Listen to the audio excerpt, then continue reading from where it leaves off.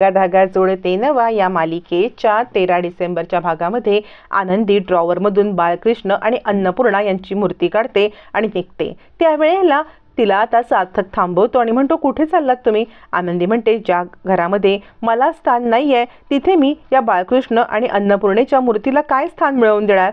म्हणजे लग्न झाल्यावरती प्रत्येक आई आपल्या मुलीला ही मूर्ती देते, पण या मूर्तीला आपल्या देवाला स्थान नाही, म्हणून मी हिचं विसर्जन करायला चाललेली आहे। यावरती सार्थक म्हणतो, मी तुम्हाला वचन देतो की या बाळकृष्ण आणि आता अन्नपूर्णेला आपल्या देवाऱ्यात आणि तुम्हाला या घरात या सगळ्या घरच्यांच्या मनात स्थान मिळवून देईन, हे माझं वचन आहे। तुम्ही शांत बसा बरं। आनंदी म्हणते, नाही, माझ्या दादामुळे खूप मोठी चूक झाली आहे। सार्थक म्हणतो, यात तुम्ही नाही ना काही केलेलं आहे, तुम्ही काळजी करू नका। यावरती आकांक्षा येते आणि म्हणते, वहिनी तू का स्वतःला त्रास करून घेतेस? हे बघ, जे घडलं ते बरोबर घडलं।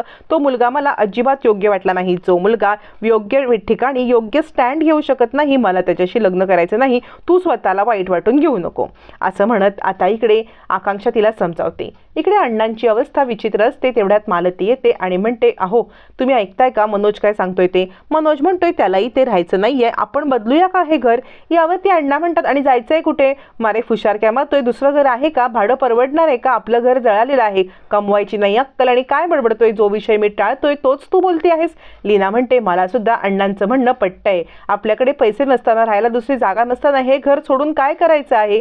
मालती म्हणते, पण या सगळ्यामध्ये त्याचा स्वाभिमान दुखावला जातोय। अण्णा म्हणतात, स्वाभिमान दुखवायला, पण त्याने 4 पैसे कमवले तर स्वाभिमान जपता येईल ना? मालती म्हणते, अहो पण आपण त्याला एक संधी देऊया, इथे आल्यापासूनच तो दारू प्यायला लागलेला आहे, या घरातच त्याची घुसमट होते। अण्णा म्हणतात, आणि त्याच्यामुळे आनंदीची काय अवस्था झाली तुला माहिती आहे ना? तिच्या संसाराचे 3 तेरा वाजवून तो इथे आलेला आहे, आणि तरी पण तू मनोजची बाजू घेतेस? मालती, मला नाही हे तुझं पटलं, असं म्हणत अण्णा चिडलेले असतात। पण मालतीचं मन आईचं असतं, तिला वाटत असतं कदाचित बाहेर पडल्यावरती मनोज प्यायचा बंद होईल, सुधारेल आणि परिस्थिती निवळेल, पण बाहेर पडण्यासाठी पैशाची खूप अडचण असते। अण्णा आता मालतीचं तोंड बंद करून तो विषय तिथेच बंद कर असं सांगतात। तोपर्यंत शलाका येते आणि म्हणते, बघितलंस ना काय घडलं ते? वृंदा म्हणते, अगं लग्न मोडलं। यावरती शलाका म्हणते, बरं झालं लग्न मोडलं ते। अगं त्या आकांक्षाला जर इतका श्रीमंत नवरा भेटला असता ना, तर माझ्या नाकावरची टिचून बोलली असती, माझा नवरा इतका श्रीमंत आणि तुझा नवरा घर जावी।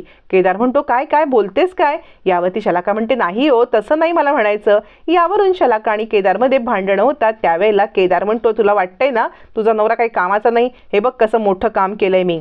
काल जेव्हा सुधाने आनंदीला थोबाडीत मारली तेव्हाचा व्हिडिओ रेकॉर्ड केलाय। आता हाच व्हिडिओ महिला आयोगाकडे पाठवून सुधाला बरोबर अद्दल घडवण्याचं कारस्थान करायचं आणि याचा ब्लेम कुणावर जाणार? आनंदीवरती। हे सगळं माझा प्लॅन आहे। प्लॅन ऐकून वृंदा आणि शलाका खूप खुश होतात। वृंदा म्हणते, आहे हा, हुशार आहे तुझा नवरा।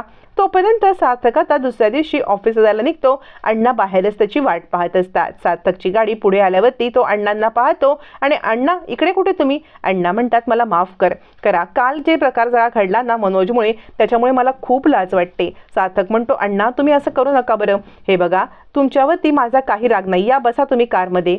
तोपर्यंत आता आनंदीचा मोबाईल घेऊन महिला आयोगाला फोन करण्यासाठी काहीतरी जुगाड करावा म्हणून केदार येतो आणि म्हणतो, रेश्मा तुला कॉल करते पण फोन लागत नाहीये, मी माझ्या मोबाईलवरून कॉल करू का? असं म्हणत तो रेश्माला कॉल लावतो आणि म्हणतो, रेश्मा अगं तुला आनंदीसोबत बोलायचं होतं ना? रेश्मा म्हणते, मला नाही रे।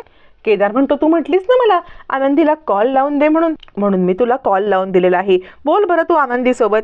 आनंदी बोल रेश्मासोबत आणि फोन कट करतो आणि तो म्हणतो, माझी बॅटरी डाऊन झाली वाटते, तू एक काम कर आनंदी, तुझा मोबाईल दे इकडे।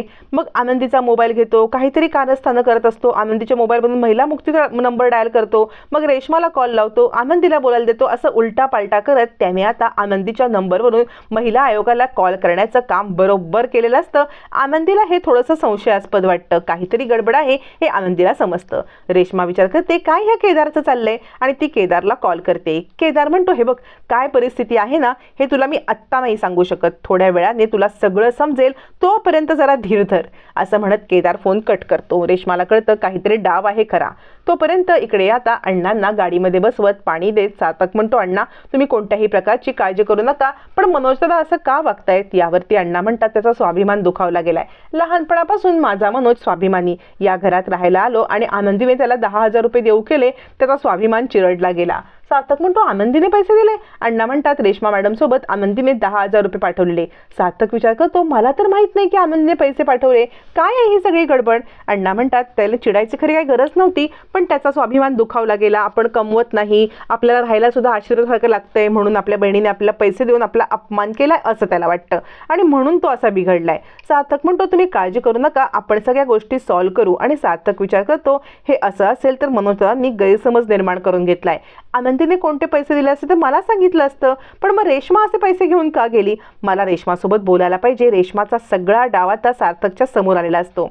तोपर्यंत महिला मुक्तीच्या सगळ्या संघटना येतात आणि आता सुधाला म्हणतात तुम्ही तुमच्या सुनेचे हाल करताय.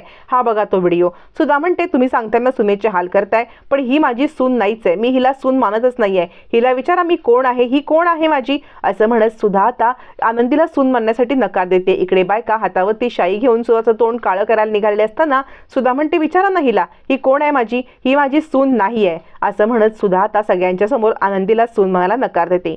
तरी सुद्धा महिला आयोगाच्या बायकांना समजतं की ही बाई आनंदीला त्रास देत आहे. आता सुधाच्या तोंडाला खरंच काळं पासलं जाणार का, की आनंदी या सगळ्यातून सुधाला वाचवणार, हे पाहणं रंजक ठरणार.